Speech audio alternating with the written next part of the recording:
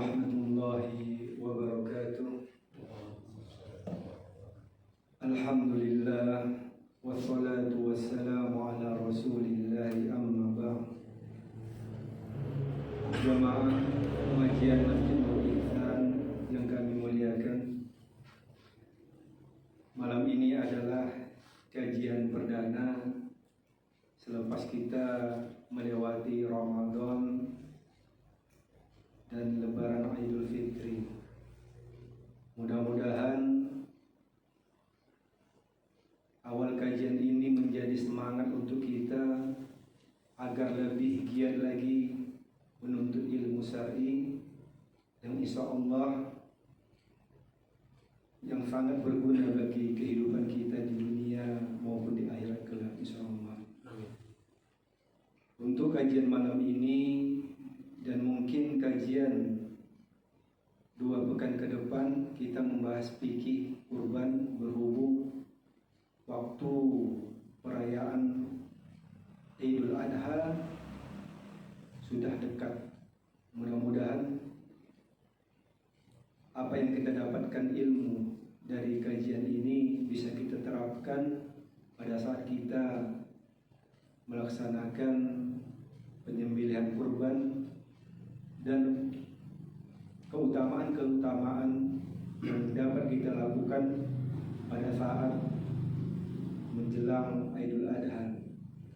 Mungkin itu yang bisa kita sampaikan.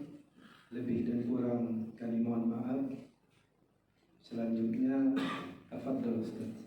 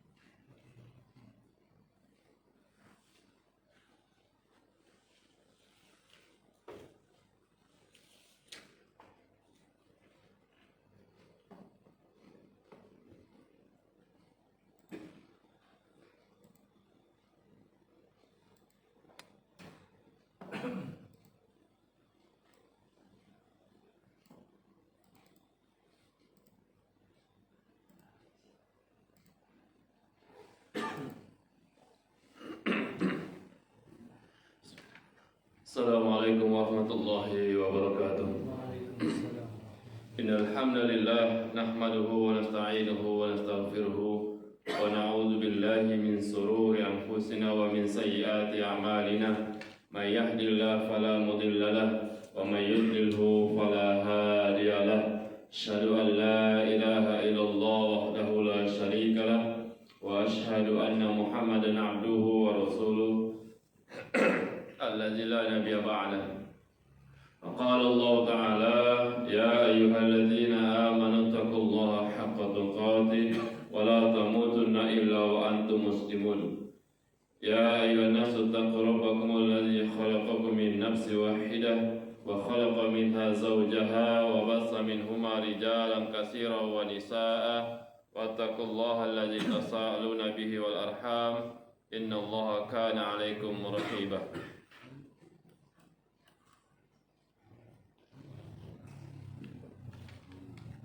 يا أيها الذين آمنوا اتقوا الله وقولوا قولا سديدا يصلح لكم أعمالكم ويغفر لكم ذنوبكم ومن يطع الله ورسوله فقد فاز فوزا عظيما. وقال النبي صلى الله عليه وسلم فإن أصدق الحديث كتاب الله وخير الهدي هدي محمد صلى الله عليه وسلم وشر الأمور محدثاتها وكل محدثات بدعة وكل بدعة ضلالة وكل ضلالة في النار ونعوذ بالله. Baik Bapak Ibu rahimani wa rahimakumullah. Pertama mari sama bersyukur pada Allah Subhanahu wa taala. Allah Subhanahu wa taala masih pertemukan kita pada hari ini. Diberikan kesempatan hidup, inilah nikmat yang besar. Apabila kesempatan tersebut digunakan untuk mentaati Allah, untuk mentaati Rasulnya, dan untuk meninggalkan maksiat. Saya ulang, kesempatan hidup adalah nikmat yang besar yang Allah berikan. Karena ada di sana orang-orang yang sebelum Lebaran beliau meninggal dunia, atau tidak sampai Lebaran, atau mungkin ada orang-orang yang lebih dahulu dipanggil oleh Allah ketimbang kita.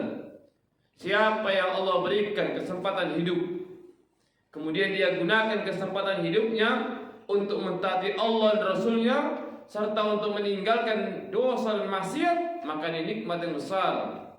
Makanya Bapak Ibu, salah satu nikmat yang besar yang Allah berikan kepada manusia adalah dimudahkan manusia dalam melaksanakan apapun jenis bentuk ibadah. Siapa yang dimudahkan dalam melaksanakan ibadah, siapa yang diberikan semangat di dalam melaksanakan suatu ibadah, siapa yang digampangkan dalam melaksanakan ibadah, maka ini nikmat yang besar yang Allah berikan kepada seorang hamba. Siapa aja. Sehingga nikmat yang besar itu, kalau ada seorang itu mudah dia dalam melaksanakan semua jenis kebaikan. Baik itu sholat, baik itu ta'lim, baik itu pengajian, baik itu berbakti kepada orang tua, apapun jenis ibadahnya, apapun jenis kebaikannya, siapa yang Allah mudahkan, maka ini nikmat yang besar yang Allah berikan kepada orang tersebut. Maka ini patut disyukuri. Ya.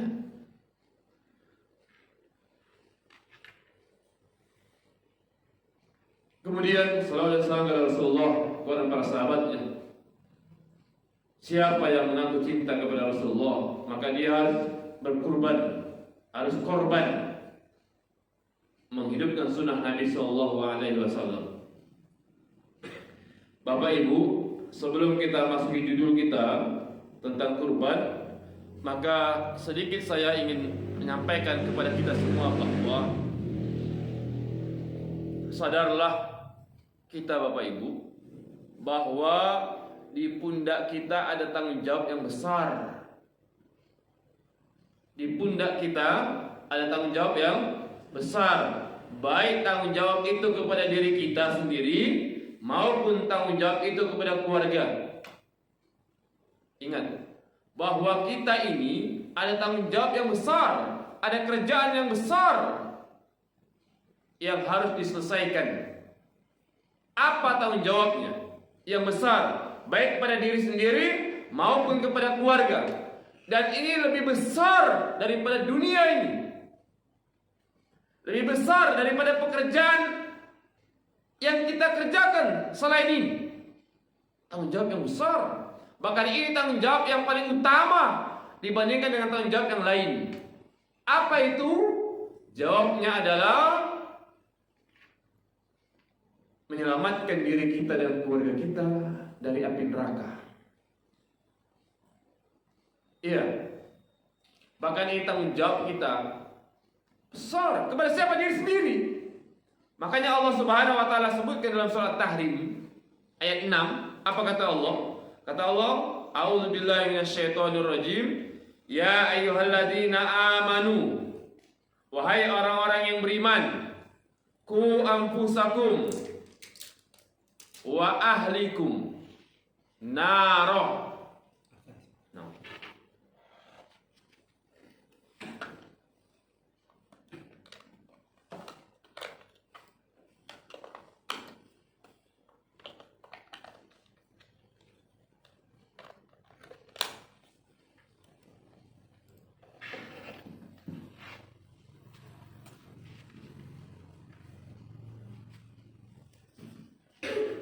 Kata Allah, hai orang-orang yang beriman, jagalah dirimu dan keluargamu dari apa? Api neraka. Ini tanggung jawab yang besar. Kalau dia belum menikah, maka dia punya tanggung jawab yang besar terhadap dirinya sendiri. Kalau dia sudah menikah, dia punya tanggung jawab terhadap dirinya dan keluarganya. Dan ini akan Allah minta pertanggungjawaban di akhirat nanti. Kullukum ra'in wa kullukum mas'ulun an ra'iyati. Masyhur. Namanya yang sahih. Yang direkam Imam Bukhari dan Imam Muslim. Setiap kalian adalah pemimpin dan setiap pemimpin akan dimintai pertanggungjawaban. Sehingga tanggung jawab kita yang besar, ayyuhal ikhwah. Kerjaan kita yang besar adalah menyelamatkan diri kita dan keluarga dari neraka. Kenapa? Naam, kata Allah. Wa quduhan nasu wal hijarah. Kata Allah, yang bahan bakarnya itu manusia dan batu. Di neraka nanti bahan bakarnya manusia dan batu. Yang kata Allah Subhanahu wa taala lanjutan ayatnya adalah alaiha malaika ilazun syidad. Malaikat di neraka nanti bahan bakarnya manusia dan batu. Dan di neraka nanti ada malaikat. Malaikat yang kasar, malaikat yang keras. Yang kata Allah la ya'sunallah, yang tidak pernah bermaksiat kepada Allah.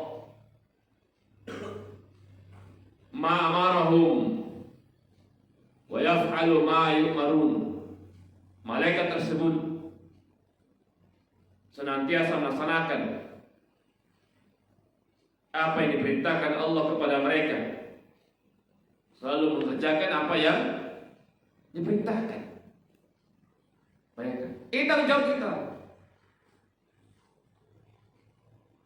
Pemikiran yang paling terbesar adalah bagaimana dia bisa memikirkan dia selamat dirinya dan keluarganya dari api neraka.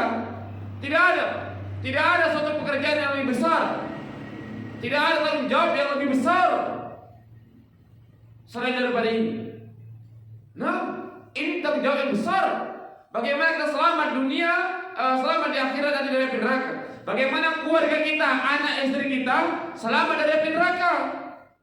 Ini harus dipikirkan dan ini yang harus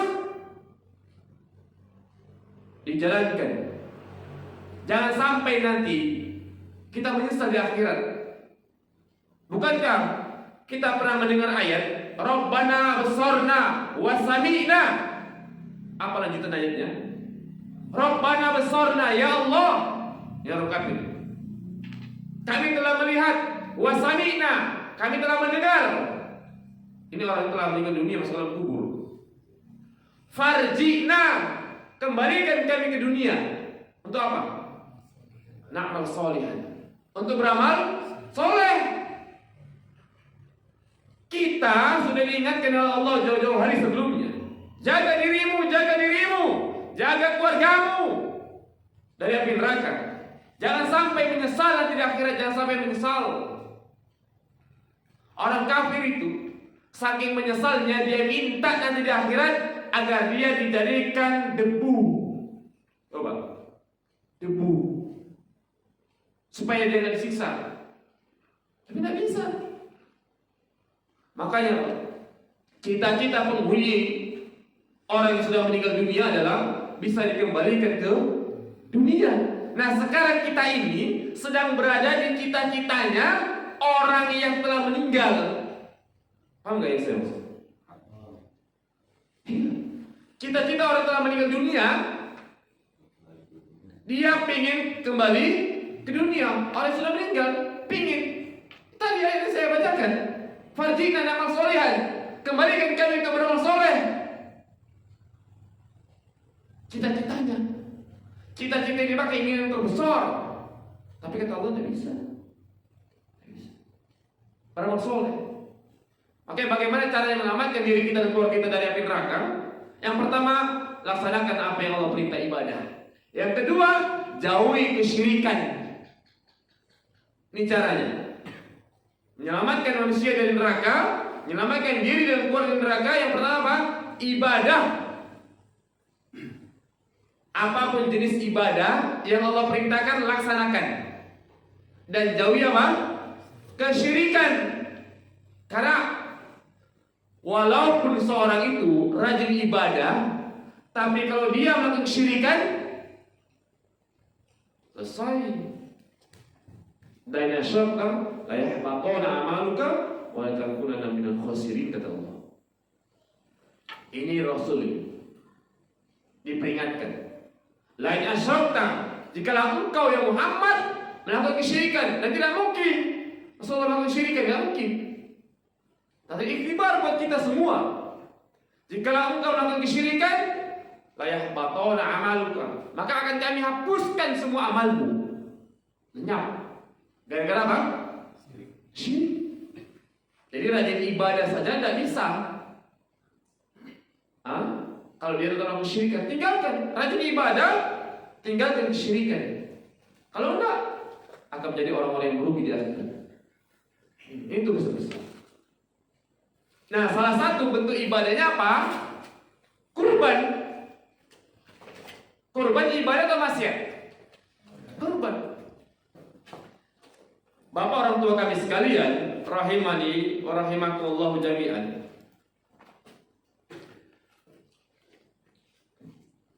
Para sahabat, Rasul dan para sahabat itu Pak, dan termasuk sifat orang-orang yang beriman, tatkala ada perintah, mereka tidak tanya, apakah ini hukumnya wajib atau sunnah? Antum pernah dengar ayat Al-Kautsar? Inna a'toinakal kautsar fasholli li rabbika wanhar inna syani'aka huwal abtar. Pernah dengar ayat ini?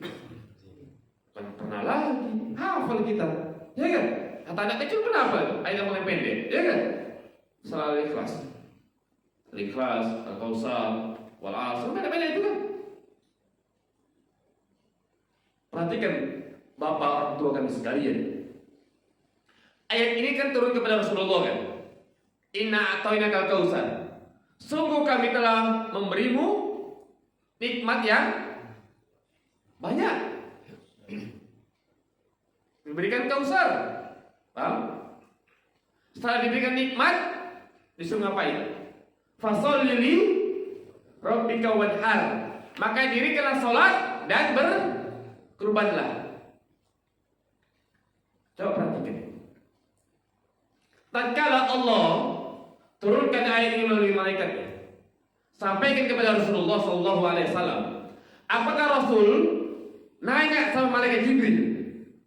Nanya sama Allah, ya Allah, apakah engkau menyuruhku untuk sholat dan berkurban, hukumnya wajib atau sunnah? Ada? Apakah Rasulullah tatkala menyampaikan ayat ini di hadapan para sahabat? Di hadapan para sahabat, adakah satu sahabat yang bertanya kepada Rasulullah sallallahu alaihi wasallam, "Ya Rasulullah, wahai Rasulullah, apakah hukumnya ini wajib atau sunnah?" Ada?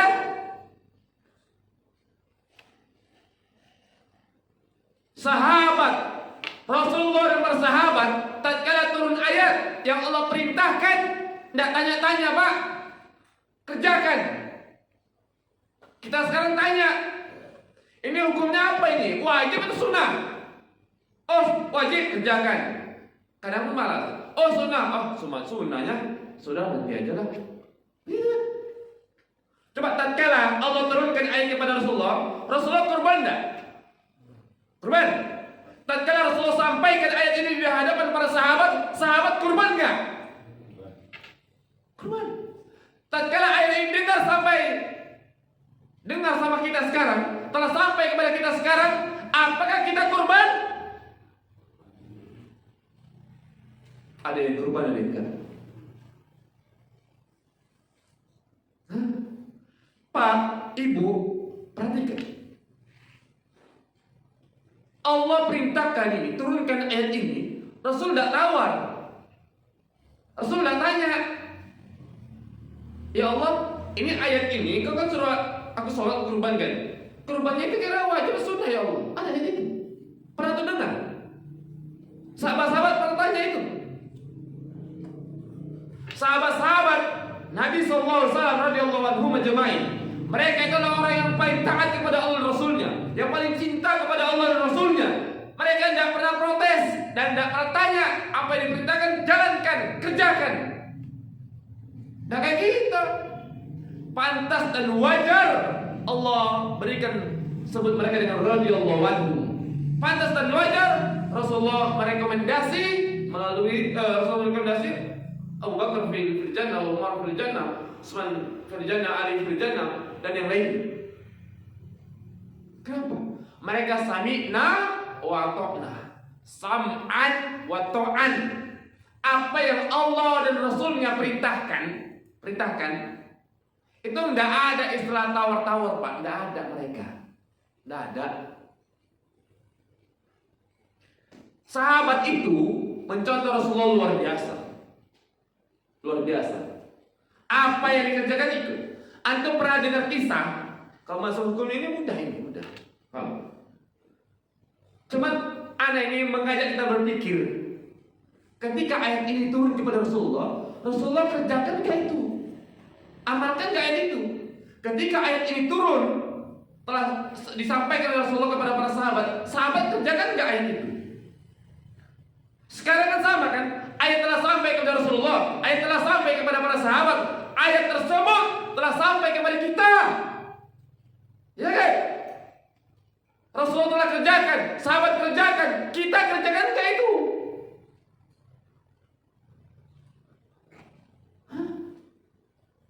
Apa alasannya? Alasannya, oh Ustaz, ada pendapat sebagian mengatakan sunnah muakkadah. Begitu. Sementara dia memiliki harta yang banyak, memiliki kemampuan. Kan sunnah, Ustaz. Bapak orang tua kami sekalian, perlu kita pahami bahwa oke lah, anggaplah itu sunnah muakkadah hukumnya. Sunnah itu bukan untuk ditinggalkan. Sunnah itu untuk dijalankan. Paham? Karena aku cinta kepada Rasulullah. Apa buktinya? Apa? Rasulullah kerjakan, kita kerjakan tidak. Oh, kita disuruh ikuti para sahabat, ya kan? Sahabat kerjakan, kita. Kalau kita mau lihat kaidah, jadi dalam kaidah umum, al aslu fil amril wujub lagi. Asal dalam perintah itu hukumnya wajib. Ini kaidah ini. Lihat. Rasul para sahabat yang ada perintah dari Allah, itu tidak tanya-tanya, tidak tawar. Antum pernah dengar kisah Rasulullah SAW saking cintanya sahabat ini, pernah suatu ketika sholat. Di belakang sahabat juga sholat. Paham? Kemudian lagi sedang sholat, Rasulullah membuang sendalnya. Sholat pakai sendal boleh. Rasulullah membuang apanya? Sendalnya.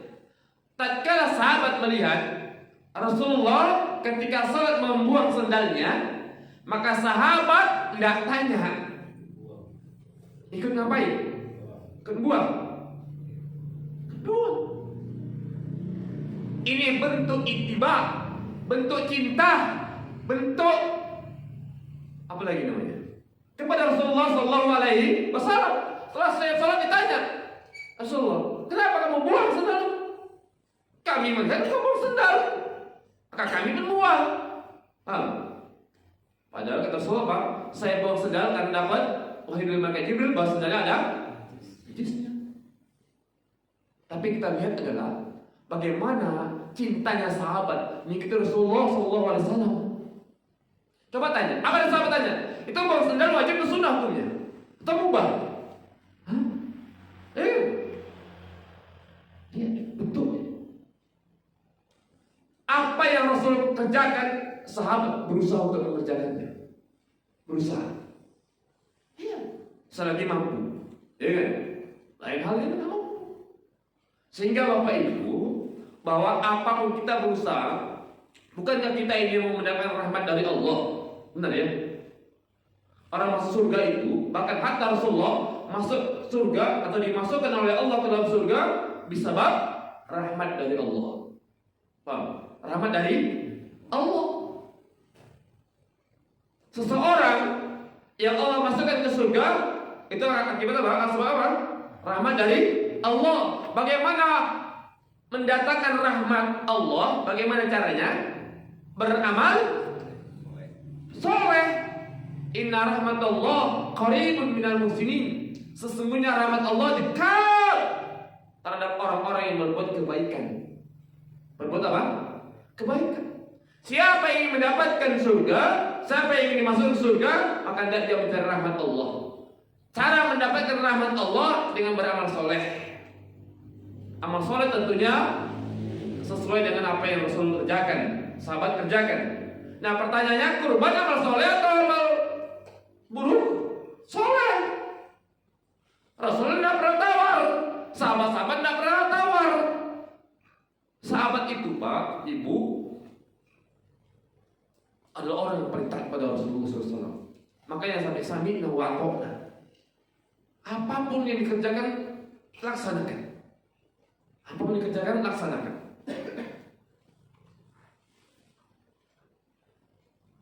Masih ingat penjelasan Rasulullah kita yang kemarin semalam itu, ketika Ali radhiyallahu anhu pernah diberikan oleh amanah oleh Rasulullah bendera ke medan perang. Tatkala Rasulullah memberikan amanah kepada Ali radhiyallahu anhu untuk maju ke medan perang, perangi musuh, jangan nengok ke belakang. Paham? Ali tatkala tanya, siapa yang diperangi? Enggak noleh ke belakang. Padahal Rasulullah di belakang. Kenapa? Kenapa enggak noleh? Karena ada pesan Rasulullah, jangan noleh ke belakang, maju terus ke depan. Enggak berani. Saking tak dan cintanya. Kalau kita mungkin noleh, balik lagi. Ya kan? Maksud saya adalah kecintaan sahabat luar biasa. Apapun yang dilaksanakan yang diperintahkan Rasulullah, jalankan, kerjakan. Nah ayat ini kan sudah turun kepada Rasulullah. Rasulullah sampaikan kepada sahabat, lalu sampai kepada kita. Kamu malas mengamalkannya? Saat mahal kurban saat mahal. Atau ikan kembung berapa Ustaz? Ada yang 4 juta Ustaz, ada 3 juta, 3 juta setengah. Ada berapa lagi? 2 juta. Tak bisa nonton kambing. Ya? Oh besar mahal Ustaz, cari yang murah. Kan ada. Semampunya. Gampang. Kenapa? Kita tanya hukumnya lagi. Perintah, ya betul. Tapi ketaatan dan kecintaan kepada Allah dan Rasul. Bukankah saya dikatakan qul in kuntum tuhibbunallah fattabi'uni. Jika kalian benar-benar mencintai Allah, maka ikutilah Rasulullah sallallahu alaihi wasallam. Siapa yang mengaku cinta kepada Allah, ikut Rasulullah. Rasulullah diturunkan ayat kepada beliau, inna a'tainakal kautsar fasholli li rabbika wanhar. Jadikan salat dari kurbanlah, Rasulullah amalkan. Maka nanti kita akan sampai Rasulullah itu menyembelih kurbannya sendiri. Mengamalkan ayat ini, mengamalkan ayat ini. Sahabat-sahabat juga demikian. Sekarang pertanyaan tinggal kita. Kita ini mengikuti siapa dan mencintai siapa? Mencintai Rasulullah, Rasulullah kurban. Mengikuti sahabat, sahabat kurban. Ikuti siapa? Kita nggak kurban karena apa? Karena betul-betul nggak mampu. Apa karena hanya hukumnya sunnah muakkadah yang berpendapat sunnah?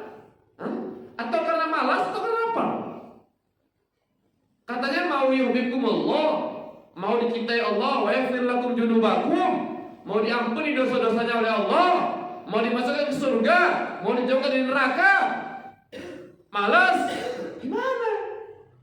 Tidak sinkron, tidak sesuai antara permintaan ini dengan perbuatan. Ya kan? Tidak sinkron antara lisan dengan perbuatan. Ngaku cinta Rasulullah, nggak mengerjakan apa yang dikerjakan Rasulullah, nggak mencontoh. Gimana itu? Rasulullah kurban, sahabat-sahabat kurban. Paham Bapak Ibu? Baik. Sekarang kita baru masuk. Ini yang penting-penting aja. Karena sudah pernah kita bahas juga sebelumnya. Dulu kalau atau bersihkan. Kurban itu, ya hukum kurban. Kata bahasa yang kurban adalah sesuatu yang disembeli pada hari raya tertentu ya. Pada hari raya tertentu dengan syarat-syarat khusus untuk kurbannya. Hukum kurban ada yang mengatakan sunnah muakkadah, ada yang mengatakan wajib. Ya betul. Yang mengatakan sunnah diantaranya adalah ya, jumhur Imam Malik, Imam Syafi'i, Imam Ahmad, Ishaq dan lainnya berdasarkan hadis atau dalil yang sahih diriwayatkan Imam Muslim, Tirmidzi, Nasa'i dan yang lainnya dari sahabat Ummu Salamah bahwa Nabi SAW bersabda, "Idza dakhalat al-asru," apabila telah masuk 10 Dzulhijjah. Kan kurban tanggal 10 kan? 10, 11, 12, 13 kan? "Wa arada ahadukum," dan salah seorang dari kalian ingin an yudhi, ingin berkurban, ingin menyembelih. Kalimatnya di sini ada wa arada ahadukum. Salah seorang dari kalian yang ingin, namanya ingin mau.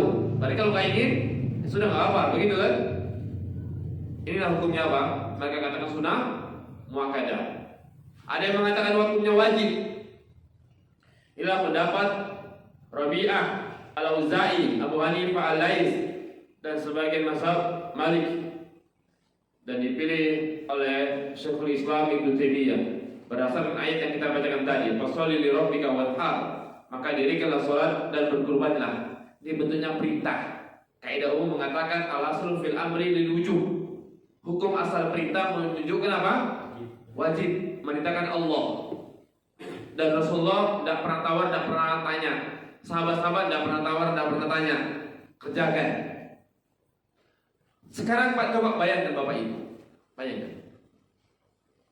Kalaulah ada orang yang malas berkurban, kalau berdasarkan karena sunnah saja, sunnah, Allah turunkan ayat ini bagi sama Rasulullah misalnya. Wa na'udzubillah, dan mungkin Rasulullah tidak amalkan, sahabat-sahabat tidak amalkan, gimana kira-kira?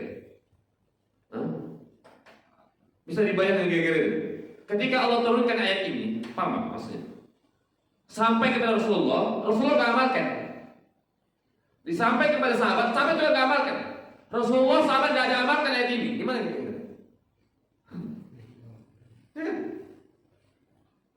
Andaikan kalau kita ingin hidup di zaman Rasul, sudah Rasul sampaikan tentang ayat ini, gimana kira-kira?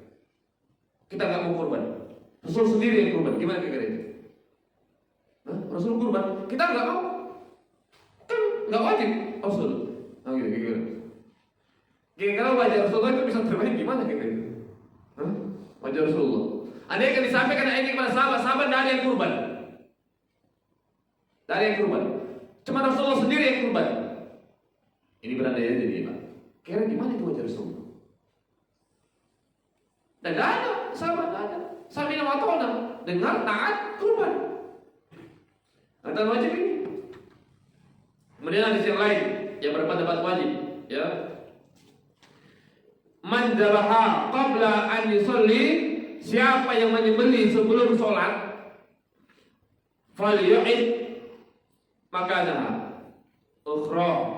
Jadi maka adalah dia mengulangi sembelihannya. Artinya kalau ada orang yang menyembelih kurban sebelum waktunya, belum sholat dia sembelih duluan, maka itu nggak dianggap sebagai hewan apa? Kurban, tapi sembelihan biasa. Sembelihan biasa ya. Ini dalil hadisnya. Hadisnya sahih. Dari Imam Tirmidzi, Ibnu Majah, dari Imam Malik, dari sahabat Atha bin Yasar radhiyallahu anhu. Ini mengatakan wajib, gitu ya. Baik. Jadi Bapak Ibu, ketika kita berusaha bagaimana ketika ada perintah, dari Al-Quran, dari hadis, apapun perintahnya, hendaklah diamalkan. Hendaklah diamalkan. Mau itu wajib ataupun sunnah. Inilah prinsip orang beriman. Orang beriman itu sami'na wa ta'na. Sami'na wa ta'na. Begitu. Ya. Sama seperti amal sunnah yang lainnya, sama. Sholat misalnya, kalau rawatib. Wajib atau sunnah? Sunnah, ya kan? Ijma sepakat. Tapi jangan bermalas-malasan. Walaupun sunnah. Pertanyaannya, Rasulullah sholat rawatib enggak? Sholat tahajud misalnya. Kalau malam, sunnah atau wajib? Rasulullah sholat tidak? Sahabat-sahabat sholat tidak? Itu. Gitu loh. Dari Rasulullah persahabat mereka itu pantaslah radhiyallahu anhum, Allah berikan. Pantaslah Rasulullah mengatakan khairun nasi qarni. Karena mereka sami'na wa ta'na. Sami'na mendengarkan dan taat, laksanakan. Kita kadang-kadang sami'na, kita dengarkan, tapi nggak dijalankan. Taunya yang itu, hafalnya kita, adanya uang, nggak bisa beli yang mahal yang sedang, nggak bisa beli yang besar yang kecil. Yang penting nanti kan selesai terpenuhi. Ya kan? Kenapa nggak kurban? Nggak malu di hadapan Allah, nggak malu di hadapan Rasulullah. Gimana? Mengaku mencintai Allah Rasulnya, mengaku mengikuti para sahabat. Sahabat yang mana yang diikuti? Sahabat yang mana yang diikuti? Terakhir,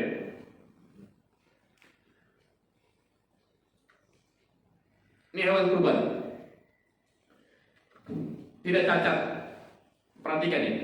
Dalam hadis yang sahih diriwayatkan oleh Abu Daud, Nasai, Ibnu Majah dan yang lainnya dan yang lainnya, Rasulullah SAW bersabda, kata Rasulullah, arba'un la tajuzu fi adhahi. Ada empat hal yang tidak boleh dalam penyembelihan hewan kurban. Jadi empat ini yang diperhatikan, paham ya? Yang pertama apa? Kata beliau, yang pertama adalah al-awra'u bayyin awaruha, buta sebelah matanya yang jelas-jelas kebutaannya. Jadi kalau buta nggak boleh dalam hewan kurban, paham? Kalau buta nggak boleh. Ini hati-hati nih. Berinya nggak buta, sebelum dipotong mau ditumbangkan, mau dijatuhkan, ada cucuk batu kena kayu, buta matanya, boleh nggak? Nggak boleh. Nah, makanya hati-hati numbangkannya. Yang bukan ahlinya jangan sok-sok, jangan sok-sok numbangkan. Matanya kena batu, buta sebelum disembelih. Ini kalimatnya ini perhatikan. Ada 4 perkara yang tidak boleh dalam penyembelihan hewan kurban sebelum disembelih. Ya, buta. Yang kedua, wal maridatu bayyin maradhu, sakit yang jelas-jelas sakitnya sebelum disembelih. Waktu beli sehat, mau disembelih besok, mau disembelih hari ini sakit, bisa nggak? Nggak bisa, karena hukumnya itu waktu mau disembelih ya. Wal arja'u bayyin, ya, zuluha, pincang yang jelas-jelas pincangnya. Jadi beli nggak pincang, turunkan dari mobil, pincang jatuh. Jadi, ya, makanya kalau nggak ahlinya jangan sok-sok, udah mendingan sewa aja orang ahlinya, yang punya, yang ahlinya. Makanya itulah kalau nggak ahlinya Pak, merusak ini, merusak. Ya kan? Dan gara-gara kita hewan tuh cacat. Paham? Mendingan kita bayar sewa orang yang ahli. Kalau orang ada ahli tuh Pak, orang yang ahli itu numbangkan gampang, paham? Ya kan? Kadang-kadang 2 orang aja dikit-dikit pegang-pegang segala macam ini tumbang dia, ya kan? Kita kadang-kadang nggak ahli ya, malah kabur hewannya, malah kabur, ya kan? Setelah kita yang kena tunjang. Nah itu. Kemudian wal kasiru allati la tanqah. Ini yang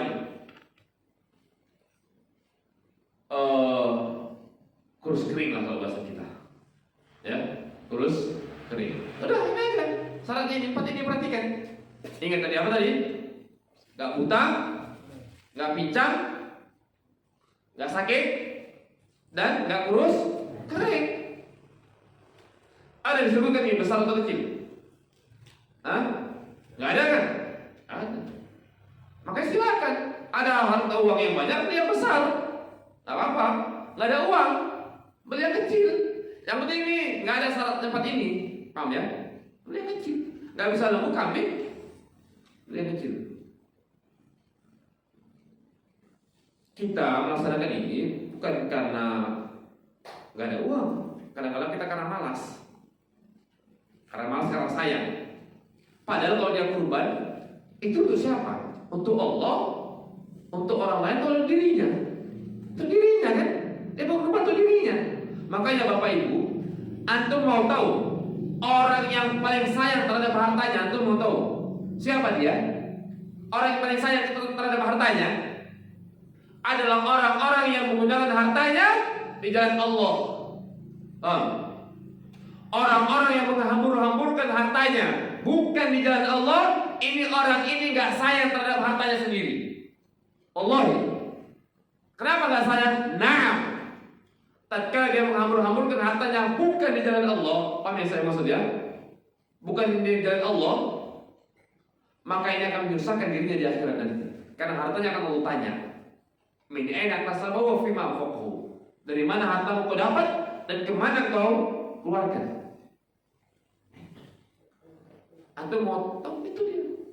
Kalau kita ini Pak, orang yang paling sayang terhadap dirinya adalah orang-orang yang rajin berinfak. Orang yang paling pelit terhadap dirinya, orang yang malas berinfak. Ya, karena dirinya. Malah orang-orang menghambur-hamburkan hartanya yang bukan di jalan Allah. Ini gak sayang dia terhadap hartanya, gak sayang. Gak sayang. Gak takut dia di akhirat tanya Allah. Baik. Kemudian ya rahimani wa rahimakumullah jami'an.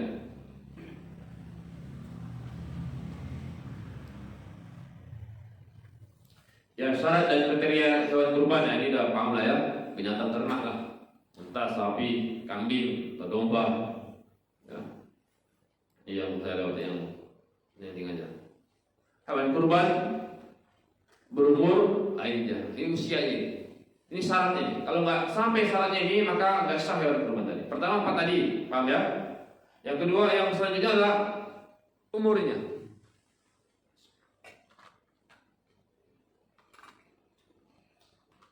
Sebutkan umurnya sini dalam hadis yang sahih dari Imam Muslim, Abu Daud dan selainnya. Dia syaratnya harus musinnah. Rasulullah SAW bersabda, kata Rasulullah, la tasbahu illa musinnatan. Bentuknya larangan. La tasbahu, jangan kalian sembelih, jangan. Artinya nggak boleh. Illa kecuali musinnatan. Hewan tersebut hitungannya sudah musinnah. Paham? Musinnah, para ulama menyebutkan bahwa yang dimaksud dengan musinnah adalah 2 tahun untuk sapi, 2 tahun untuk sapi, ya, atau kambing, ya. Kemudian 5 tahun untuk onta. Jadi kalau onta 5 tahun, sapi 2 tahun, gitu ya, sudah bisa. Kemudian ada lanjutannya. Illa an yaksura alaikum, apabila kalian kesulitan untuk mendapatkan hewan yang musinnah, yang unta 5 tahun, yang sapi 2 tahun, kambing, kata Rasulullah, fatasbahu jazaa'atan minad-dha', maka diperbolehkan kalian itu menyembelih hewan kurban cari usianya yang jazaa'an minad-dha'. Itu maksudnya apa? Kalau kambing, tapi kambing khusus kambing domba, setengah tahun boleh, ya, boleh setengah tahun.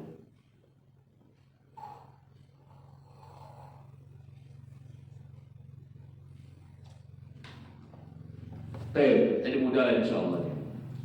Jadi umur itu diperhatikan.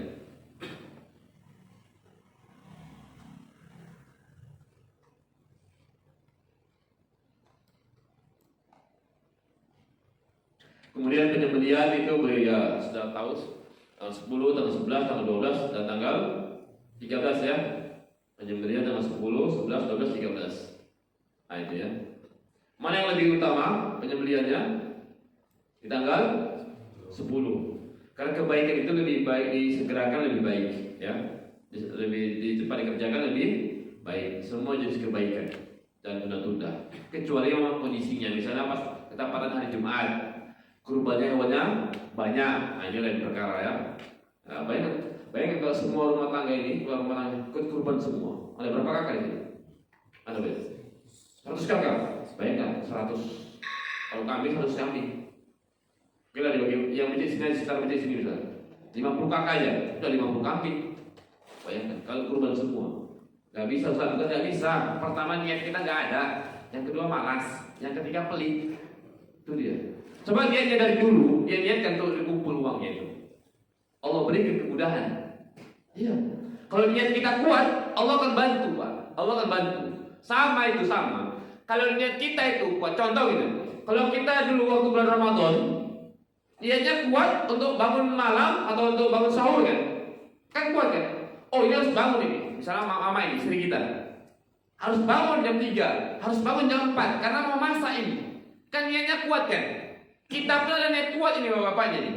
Harus bangun ini sebelum azan jam 4, harus bangun ini setengah 5. Kan begitu kan? Bangun gak antum begitu? Bangun. Kenapa bisa bangun? Ramadan. Kenapa sekarang main bangun? Kadang-kadang witir pun lewat. Betul kan? Kita sholat malam, taraweh, qiyamul lail bisa sampai 11 rakaat, benar. Sahur bisa kita bangun. Kenapa? Niat kita kuat, sehingga Allah bantu. Niat kita, niat kebaikan itu untuk sholat malam, niat kebaikan untuk sahur, ya kan?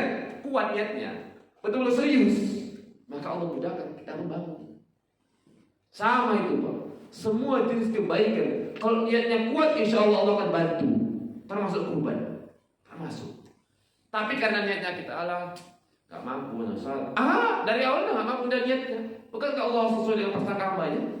Akhirnya apa? Yang tidak mampukan. Maka niatnya dulu. Niatnya kuat. Kalau dia niatnya kuat, usahanya kuat, pada hari hanya nggak ada, nggak mampu, beruntung kan dia? Tetap beruntung kan? Karena niat juga sudah dianggap itu ibadah kan? Niatnya kuat ya, betul-betul dia niat kuat. Maksimalkan usahanya, ikhtiarnya, kuat. Toh sampai harianya nggak bisa juga beli kambing, nggak bisa juga untuk kurban ikut iuran, nggak bisa. Pertanyaannya, dia sudah dihitung ibadah nggak ya? Sudah. Tapi kalau dari awal nggak ada niat, gimana mau dihitung ibadah? Niatnya nggak ada, nggak dihitung kan? Bayangkan. Apa kalau bisa? Dihitung dua. Kalau nggak bisa, tetap dihitung ibadah. Jadi sama-sama nggak bisa, ini niatnya kuat, yang ini nggak ada niatnya. Sama-sama nggak kerjakan, nggak bisa. Yang satu dapat hitungan ibadah, malah yang satu enggak. Karena niatnya kuat. Niatnya kuatkan dulu Pak. Kiasnya tadi. Kenapa bisa kita bangun sahur? Jam 4 udah bangun. Tanya, kayak waktu sahur jam berapa bangun kayak? Jam berapa bangun kayak? 3. Sahur jam berapa? 4. Jam 4. Jam 4 bisa bangun? Ya kan? Jam 4 bisa bangun. Kalau hari biasa kadang belum tentu jam 4 bangun. Ya kan? Kadang-kadang mau aja belum bangun. Kadang-kadang terkejut. Ya kan? Kadang-kadang sering masbuk. Ya kan? Iya. Kadang-kadang bisa jadi masbuk jadi hobi. Masbuk jadi hobi. Anda mau ada cita-citanya hobinya masbuk ada? Ada. Ada orang dijadikan masbuk sebagai cita-cita. Dijadikan hobi. Ya hobi dia masbuk terus. Masbuk. Assalamualaikum. Oh, ada aja masbuk itu. Dan kadang-kadangnya dia aja masbuk. Kita aja masbuk gitu. Nah itu ya. Kan niatnya nggak kuat. Niatnya nggak kuat. Sama di kurban ini. Sekarang ketika pada hari tanggal 10 Zulhijjah, itu orang yang nggak kurban itu pertama tanya sama dirinya, tanya sama kita. Pas waktu tanggal 10 nanti, apakah kita sudah ada niat yang kuat untuk kurban? Apakah sudah ada ikhtiar yang kuat? Karena Allah perintahkan ini, Allah ini lihat inna atainakal kautsar fasholli li rabbika wanhar. Kata Allah fasholli li rabbika wanhar. Dirikan salat dan berkurbanlah. Ayat ini udah sampai sama kita, udah sampai berkali-kali. Kita akan hafal. Udah ada niat belum? Udah ada maksimal nggak usaha kita untuk mengumpulkan uang selama setahun itu kurban ini? Kau nggak malu gitu? Setiap tahun istiqomah nggak kurban. Istiqomah orang itu dalam kebaikan, ini istiqomah nggak kurban, gitu. Kau nggak malu sama tetangga sebelah, kau nggak malu sama orang. Kadang-kadang ada orang yang ekonominya di bawah kita, dia kok rajin kurban gitu. Dan orang yang berkurban bukan untuk orang lain, Bapak Ibu, untuk diri kita. Orang yang sayang pada hartanya adalah orang yang rajin kurban. Kita sudah belajar ilmu agama. Di mana pemahaman kita? Di mana implementasi kita? Di mana? Apakah betul memang kita nggak mampu untuk beli hewan kurban itu? 2 juta pun ada. Bahkan ada panitia yang yang memberikan hewan kurban nggak sampai 2 juta. Ada kan? 1.700.000 pun ada hewan kurban kambing, nggak sampai 2 juta. Ya, kalau anda nggak percaya, anda kasih playernya. Ya, bisa. Gitu ya. Makanya Bapak Ibu, salah satu trik kita di pada pesantren itu, dulu ketika ada kurban itu, kita cari hewan yang terlalu besar. Mantap lah gitu kan, harganya mahal, sampai 3 jutaan. Kambing yang harganya juga mahal, yang bagus gitu kan, yang besar, yang kuat. Akhirnya yang kurban banyak yang nggak laku. Walhasil yang kurban dari dapat sedikit juga, dagingnya pun sedikit. Gimana caranya supaya mereka itu mampu dan banyak kurban? Hanya kita turunkan harganya. Kita cari yang agak sedang tapi memenuhi persyaratan. Paham? Kan ada anak lembu yang dia bagus tapi dia kecil gitu kan, yang agak kecil kali lah sedang, harganya murah. Akhirnya kita buat harga yang agak murah tapi memenuhi persyaratan, akhirnya banyak yang kurban. Jadi bisa juga dibuat trik-trik itu. Tanya kenapa antum nggak kurban tahun ini? Wah, harganya mahal 3 juta.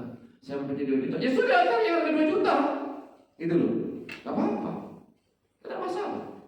Kan nggak ada ketentuan harga kurban beratnya harus sekian kilo, ada. Ada dalilnya. Korban dia lembu harus sekian kilo, ada. Nggak ada, yang ada cuma usia, umur, sama syarat yang kita sebutkan tadi, nggak cacat, paham ya?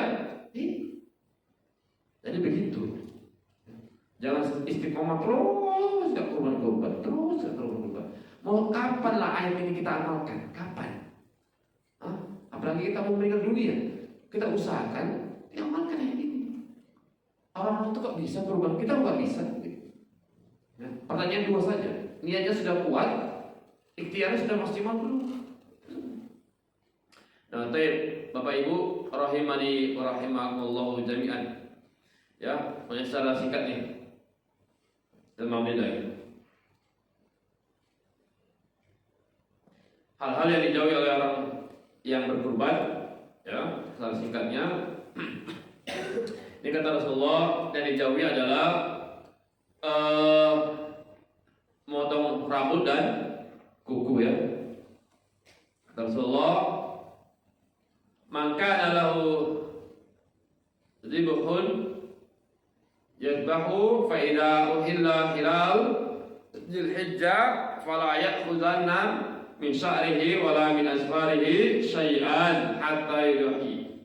Kata Rasulullah, siapa yang memiliki hewan kurban, hendaklah dia berkurban jika hilal tanggal Dzulhijjah itu telah muncul, tanggal 1 sampai penyembelihan, maka janganlah dia mencukur rambut dan memotong kuku, ya, sampai hewan kurbannya disembelih. Jadi begitu tanggal 1 udah bulan Dzulhijjah, maka saat itu biasanya sebelum maghrib, ya.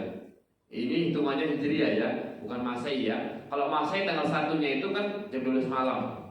Kalau Hijriah enggak, sebelum maghrib itu, ya. Jadi itu tanggal 1 sampai sembelih, maka jadi potong rambut dan potong kuku. Makanya kalau mau potong rambut, potong kuku bagi yang berkurban sebelum tanggal tersebut. Nah, gitu, ya. Kalau lupa, ya sudah jadi potong. Apa kaitannya? Udah ini syariat. Udah, taat aja, taat. Kita ditaat. Jangan tanya, udah taat aja. Supaya selamat. Kaitannya apa Ustaz? Kaitannya potong kuku orang kan ada kaitannya. Kan bukannya kita potong rambut, kita potong kuku, lantas hewan terus menjadi cacat, kan enggak kan? Enggak. Tapi ini apa? Ini syariat. Kadang-kadang ada syariatnya yang nggak masuk, yang nggak ada, ya udah. Kita aja mungkin belum nyampe ke situ. Ini syariat. Kata Rasulullah, apa? Maka fala yahudanna min sya'rihi wala min asfarihi syai'an. Maka janganlah dia motong kuku dan rambutnya, udah jangan. Itu aja. Taat aja, taat. Nah, ya, syariat begitu. Ini yang dan kita insyaallah ini paham ya. Ini yang penting-penting aja nanti.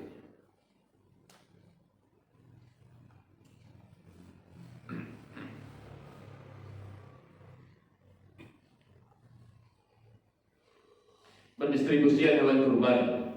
Jadi hewan kurban ini pendistribusiannya ya fakulu minha wa himu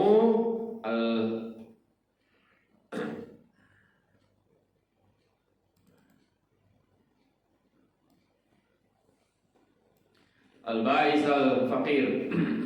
Jadi pendistribusian kurban ini dari ayat ini, maka makanlah sebagian daripadanya, fakulu minha, maka makanlah ya sebagian daripadanya, dan sebagian lagi berikanlah untuk dimakan orang-orang yang fakir, orang yang susah. Jadi simpul dari penjelasan ini ada di sini juga bahwa hewan kurban itu pendistribusiannya, pembagiannya untuk yang berkurban, kemudian dikasihkan pada fakir, miskin, kemudian boleh juga sebagai hadiah untuk orang sahabat-sahabat kita. Jadi 3 ya, untuk yang kurban, untuk fakir miskin, untuk sahabat-sahabat. Jadi boleh orang kaya pun dapat sebagai hadiah, silakan. Ya, bahkan sampai-sampai orang kafir pun kalau mau dikasih boleh. Tapi kafir yang bukan kafir yang harbi, paham ya? Bukan kafir yang memusuhi, tapi kafir yang baik itu boleh. Kalau kafir yang memusuhi nggak boleh. Contoh Israel nggak boleh dikasih, ya kan? Karena Israel telah membantai para muslimin, terutama di Palestina dan sekitarnya. Jadi boleh. Dan pendistribusian hewan kurban ini tidak mesti sepertiga, tidak mesti. Bang, tidak mesti. Pembagiannya 3 golongan ini, atau 3 untuk dirinya, untuk fakir miskin, dan selain ini. Paham ya? Jadi tidak mesti sepertiga, paham? Cuma kan yang masyhur kan sepertiga kan? Misalnya hewan kurban dia kambing misalnya 9 kilo sama dia 3 kilo gitu kan? Yang 6 kilo serahkan panitia untuk dibagikan begitu kan? Jadi apa-apa. Yang kurban kalau mau ngambil misalnya 2 kilo boleh nggak? Nggak sampai 3 kilo, 2 kilo aja lah, karena mungkin dia sendiri dia nggak pala ini gitu. Boleh? Boleh. Kalau dia ngambil misalnya 4 kilo boleh? Boleh. Loh itu kan daging dia, punya dia. Kan dia mau ngasih, ya terserah sama yang punya. Terserah. Makanya kalau yang kurban itu, anak mau ini kakinya, silakan, anak punya dia. Anak mau kepalanya, silakan. Kan kurban dia. Paham ya? Ini panitia ini perhatikan, Pak. Panitia pengen yang ininya, ya boleh silakan, anak punya dia kok. Gitu loh. Punya dia, ya.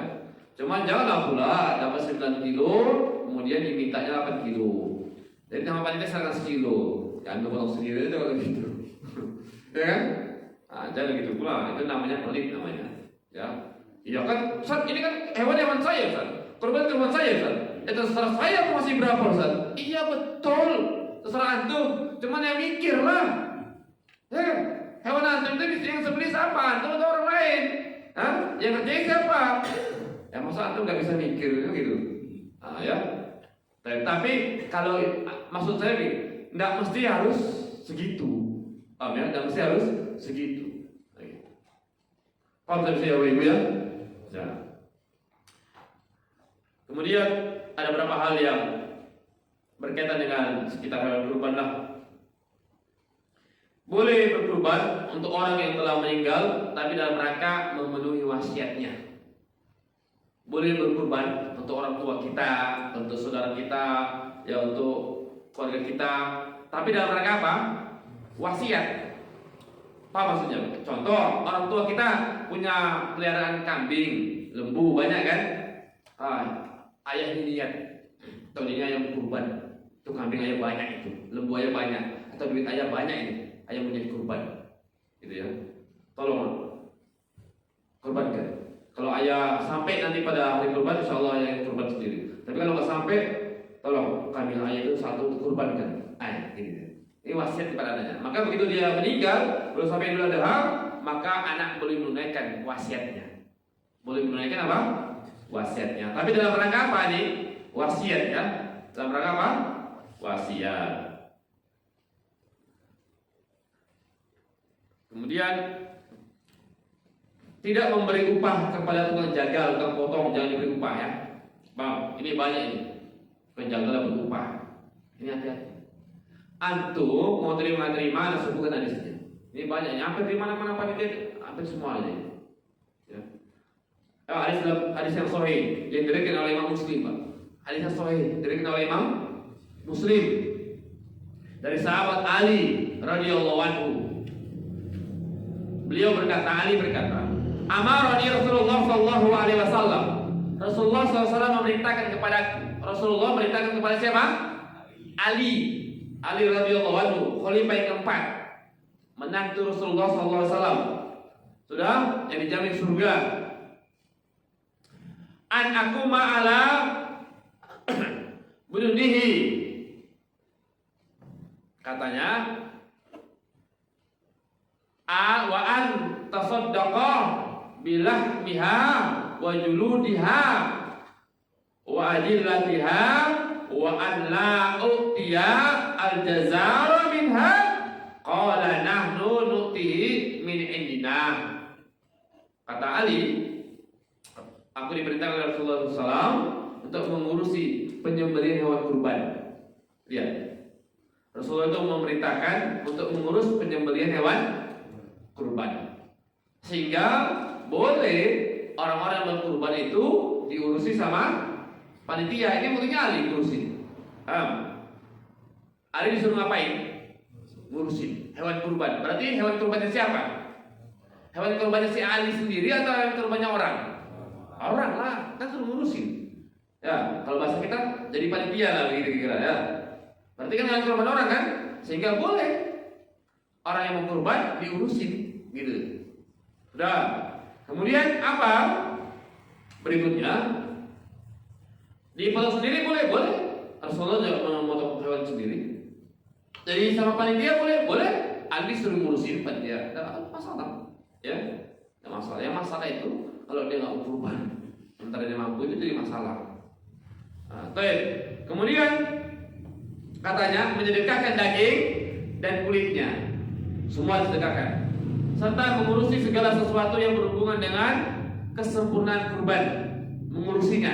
Berarti kesempurnaan kurban, baik dari syarat yang tadi 4 tadi nggak cacat, baik yang tadi usianya, yang sempat patah, yang sempat jatuh, yang sempat buta matanya diurusin. Ya, hati-hati. Ini tugas panitia ini, ngurusin ini dia. Ya, kesempurnaan hari kurban. Tetapi aku dilarang. Ini dia. Tetapi aku dilarang. Siapa yang melarang? Rasulullah. Berarti kalau dilarang nggak boleh dikerjakan. Paham ya? Tetapi aku dilarang. Wa la utiya al-jazara minha. Aku dilarang oleh beliau, oleh Nabi SAW, mengambil upah untuk tukang potong. Paham? Dilarang memberikan upah sama tukang potong. Ini dilarang, ini larangan. Hadisnya sahih. Sahih hadisnya. Udah. Maka untuk upahnya kami ambil dari uang kami sendiri. Artinya dari uang orang yang berkurban. Jadi tukang potong itu nggak ada bagiannya, Pak. Nggak ada. Nggak ada bagiannya. Nggak ada dapat upahnya. Jadi gimana caranya? Sudah diupahkan aja, diupahkan. Hewan kurban itu jangan dikasih sama tukang potong. Kalau hewan kurban itu dikasih sama tukang potong, berarti dia kurbannya nggak sempurna. Karena ada daging sebagian yang diambil untuk upah. Kan dia berkurban, harusnya kan dia ngerjain sendiri kan.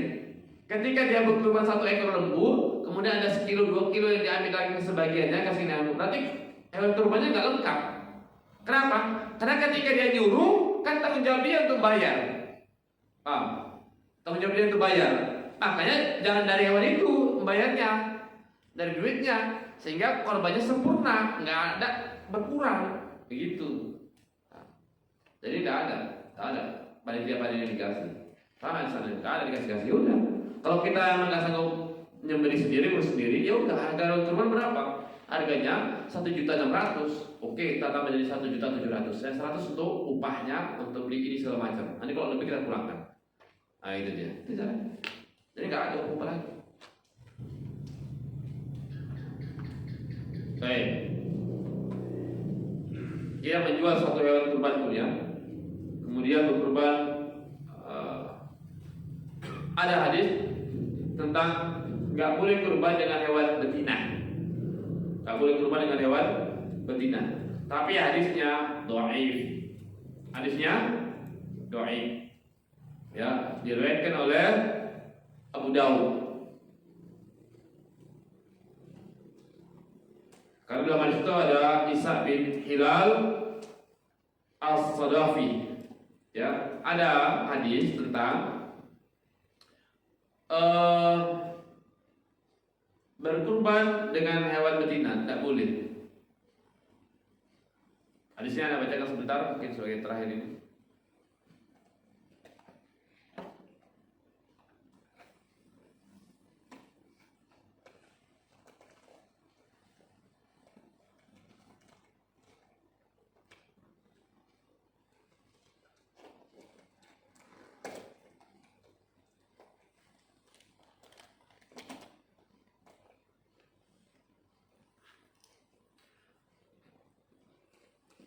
Aku diperintahkan pada hari kurban untuk menjadikan sebagai hari raya.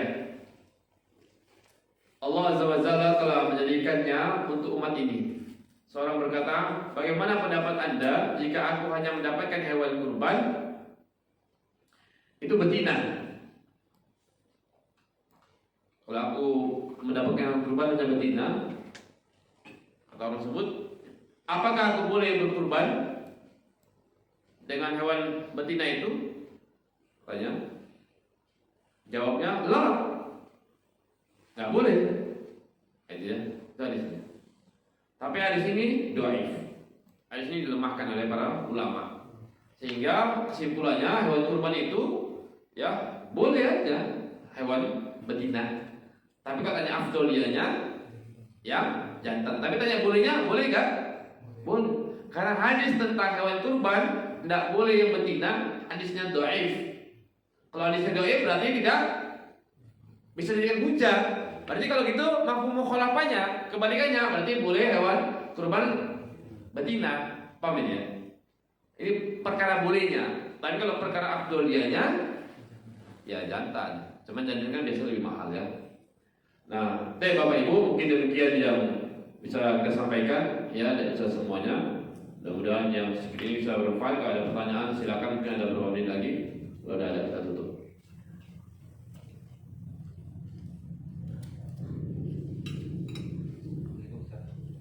Assalamualaikum warahmatullahi wabarakatuh. Mengenai tadi potong kuku dan rambut, yang dilarang itu kepala keluarga atau seluruh keluarga? Yang dilarang itu orang yang berkurban, kepala keluarganya. Yang dilarang orang yang berkurban, karena kalimat itu adalah orang yang berkurban, orangnya, bukan yang dikaitkan, kan? Ya. Jadi dilarang itu adalah yang berkurban saja. Jadi kalau satu keluarga itu yang berkurban, suaminya, ya maka suaminya itu yang dilarang. Istri dan anaknya boleh, tidak ada masalah. Wallahu a'lam. Nah, silakan yang lain. Kalau terlanjur rambut dan kukunya terpotong, apakah tetap harus dilanjutkan kurbannya atau batal kurbannya? Ya. Tapi betulnya larangan, dilarang. Berarti kan boleh. Hah? Rupanya lupa dia, atau nggak lupa, sengaja lah, buat sengaja. Kalau lupa kan nggak ada masalah, lupa kan? Soal lupa nggak ada masalah, puasa lupa nggak masalah. Sengaja, tahu Tahu larangan itu? Tahu. Sekarang ini masuk tanggal 9 Zulhijjah, saya mau pangkas karena besok mau sholat. Ya, besok mau sholat, saya mau rapi, saya pangkas. Kuku panjang-panjang nih, pangkas. Sengaja dia potong, semuanya dia potong. Lanjut nggak kurbannya? Sah nggak kurbannya? Hah? Sah, tetap sah. Cuma satu sisi ada ketidaktaatan dia terhadap hadis yang melarang untuk memotong kuku dan rambut. Nah itu. Ya. Fadhil. Waalaikumsalam warahmatullahi wabarakatuh. Ini masalah tadi melanjutkan tentang yang dilarang memotong rambut dan kuku. Seandainya di keluarga itu contohnya yang punya kemampuan berkurban istri kan, sementara dia memberikan kurban itu ke suaminya misalnya kan. Apakah si yang dinyatakan yang dilarang memotong apa tadi itu suaminya atau istrinya? Baik. Caranya ada gini. Hukum asalnya yang dilarang itu adalah orang yang berkurban. Paham ya? Hukum asal yang dilarang itu adalah orang yang berkurban. Siapa yang berkurban, maka dia yang nggak boleh potong kuku dan dia tidak boleh potong rambut.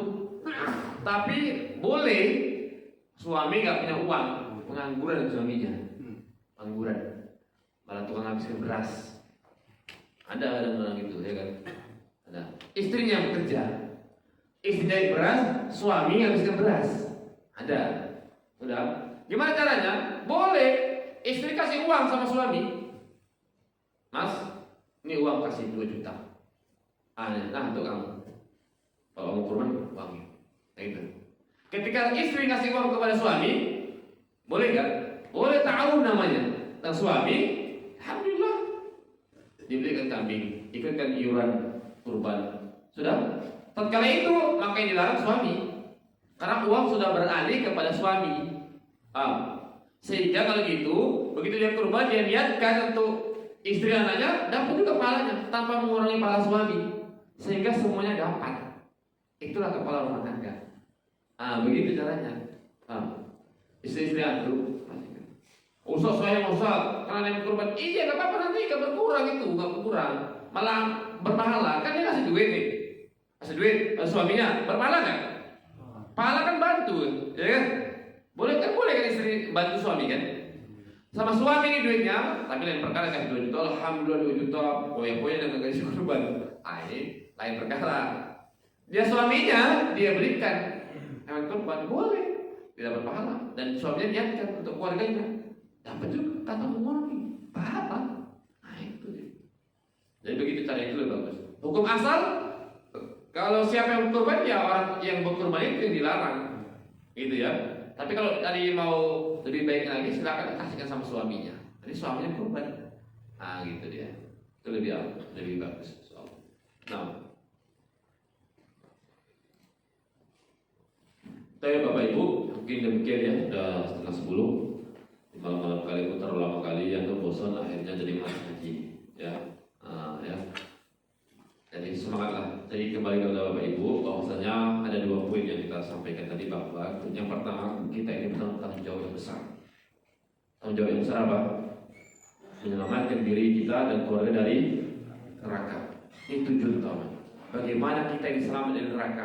Bagaimana kita keluarga kita selamat dari neraka? Itu PR terbesar, tugas terbesar, tanggung jawab terbesar. Paham? Iya. Siap, karena kalau dia diselamatkan neraka, dia masuk surga, ini orang yang paling sukses ini. Iya, kan surga kan ada soal Imran ayat 185 kan? Faman zuzi'a 'anil nar wa udkhila jannata faqad faz. Siapa yang dijauhkan dari neraka, dia masuk surga, itulah orang yang paling sukses itu kata Allah. Faqad, antum tahu dalam bahasa Arab itu penekanan loh, penekanan. Suku-suku inilah nih orang yang sukses itu dia. Nah begitu. Jadi bukan orang yang banyak duitnya. Duitnya nggak di jalan Allah, bukan jadi masalah di akhirat nanti. Nah itu dia.